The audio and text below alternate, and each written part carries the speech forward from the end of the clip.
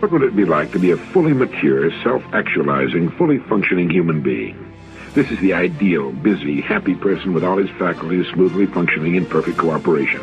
No wars going on inside, no hang-ups, no neuroses. The ideal productive person. These self-actualized people are more accurate in their prediction of future events. They see more fully, and their judgment extends to an understanding of art, music, politics, and philosophy. Yet they have a kind of humility, the ability to listen carefully to others, to admit they don't know everything, and that others can teach them. It's so important for you and me to be stretched beyond where we are. It's too easy to just comfortably sit and stop growing. It often doesn't seem to be that necessary to make the push, to make the effort to learn and to grow and to challenge yourself. But let me give you something to think about. The last few years of the 20th century are going to demand a lot more mental vigor and mental activity. The competition and complications of life are going to truly challenge the full capacity of our mentality. So, stretch your mind. What we encounter in the physical world appears to be but a manifestation of invisible cause. The distinguished psychologist and incidentally the inventor of the famous lie detector, William Moulton Marston, wrote, "For years as a psychologist, I've sought in the careers of great and everyday people the inner springs that make for successful living. There are two which seem to me of prime importance. The first is plain old hard work, governed by cool, logical thoughtfulness. The other is sudden, warm, impulsive action." From birth up until the time we are about 18, our learning curve is dramatic, and our capacity to learn during this period is just staggering. We learn a tremendous amount, very fast. But guess when this learning curve starts to taper off? Here's where it usually levels off. When we get our first job. If there are no more exams to take, if there's no demand to get out paper and pencil, why read any more books? Now you will just learn by some experience.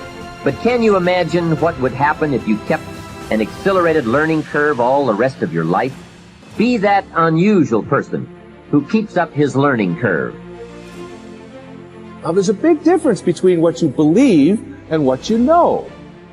Everything that you know is something that you have made conscious contact with.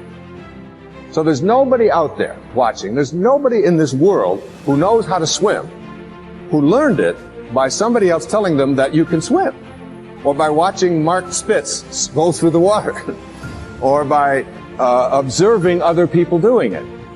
You may remove some of the doubt, but you will never know how to swim until you get in the water and blub around a few times and then do it.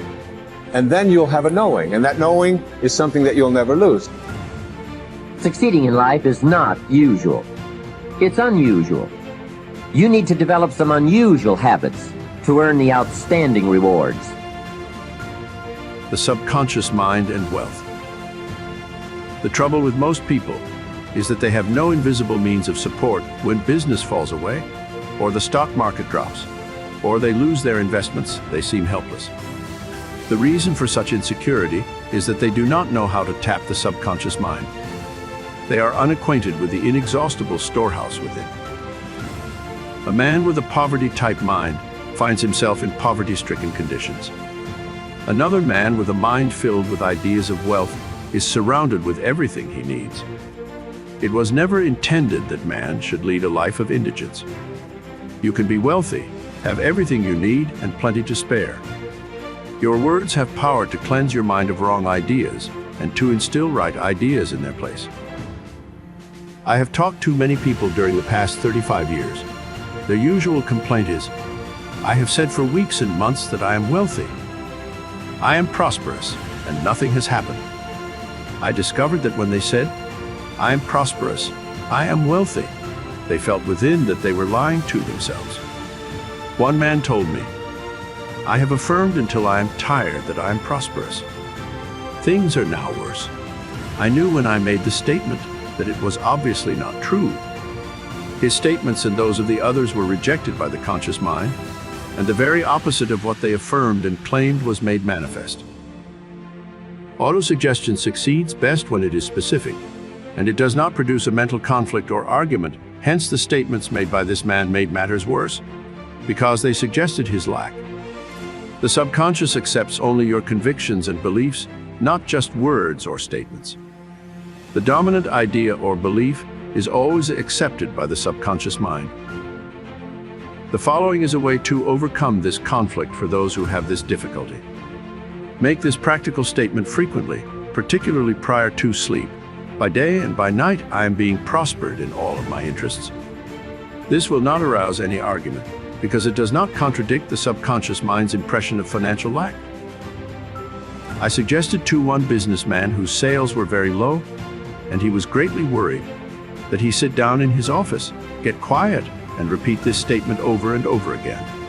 My sales are improving every day. I am advancing, progressing, and getting wealthier every day. This statement engaged the cooperation of the conscious and subconscious mind. Results followed. The above is a very simple, unique way of impressing the subconscious mind with the idea of wealth. Perhaps you are saying as you read this chapter, I need wealth and success. This is what you do. Repeat for about 5 minutes to yourself, 3 or 4 times a day.